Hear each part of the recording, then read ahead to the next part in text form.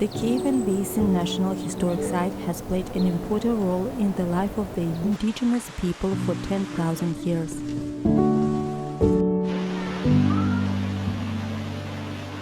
In 1883, the discovery of several thermal springs trapped inside the cavern led to the creation of the first national park in Canada.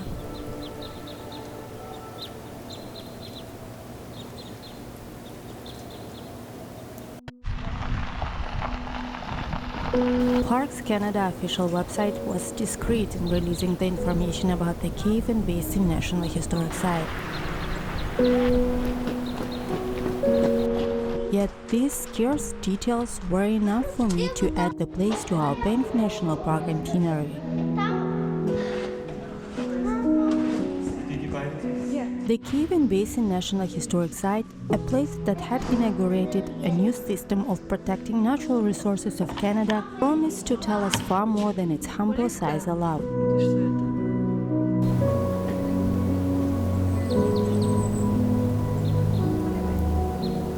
I envisioned that the Cave and Basin National Historic Site would look slightly like Geyser Basin in Yellowstone National Park. Not as big or diverse though. Once inside, I quickly realized how wrong I was. Instead of one thermal pool, 2 hot springs adorned the place. A spacious indoor museum narrated its history. And a couple of boardwalks and easy trails introduced the visitors to the mountainous surroundings outside of the Cave and Basin site.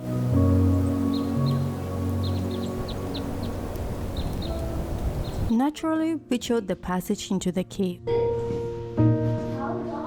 The short tunnel terminated at a medium-sized thermal pool enclosed by a thin cavern.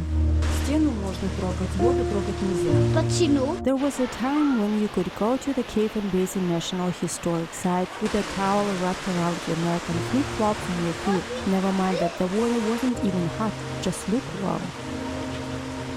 Bathing in the naturally heated swimming pool was a favorite activity of the locals and visitors from 1914 until 1994. No swimming at the Cave and Basin site is allowed today. Bathing disturbs fragile heat-loving creatures, in particular the Banff snail.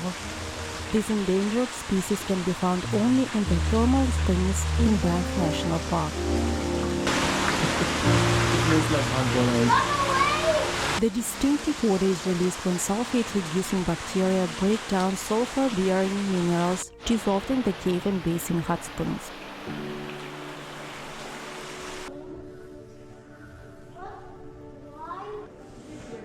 What is this?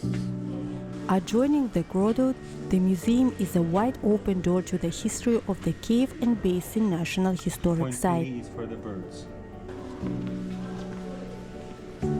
The big hall is packed with permanent and temporary exhibits. Huh?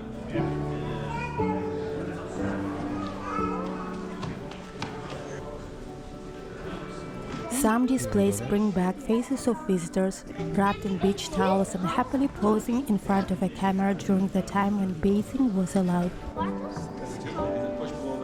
Others increase awareness of Canada's World War I internment operations that took place between 1914 and 1920.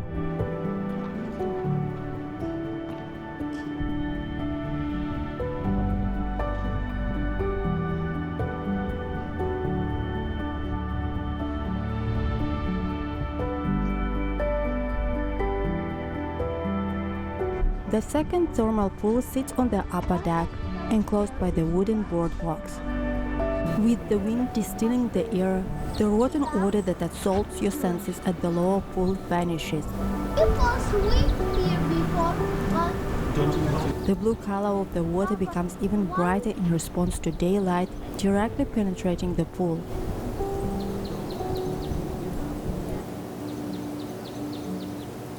So I believe that would be one right there.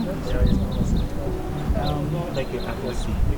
And I believe that one might be one too. Unlike the cave pool with a tiny opening at the ceiling through which scarce light forces its way in, the upper hot spring is more eager to reveal heat-loving creatures that reside inside the pond.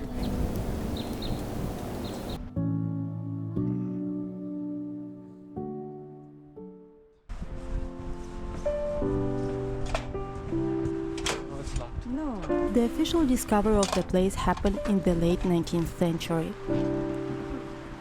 Пойдем обратно, я покажу вещи. Okay, let's go, Mati. In the fall of 1883, 3 railroad workers stumbled upon a dark cavern. The discovery promised profit. Inspired by the ever-growing spa popularity in Europe, the men built a small cabin at the entrance to the cave and a fence around it.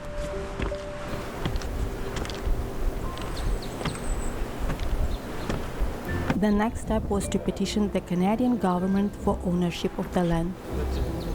That's the sign that do not enter. Yet there were others who also wanted to claim rights on the cave and basin area. Area closed. Okay, come on. We can't go.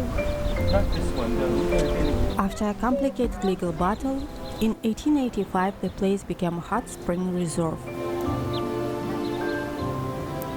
Over the next few years, the boundaries of the protected land expanded significantly. The area was named Rocky Mountain National Park, the first national park in Canada.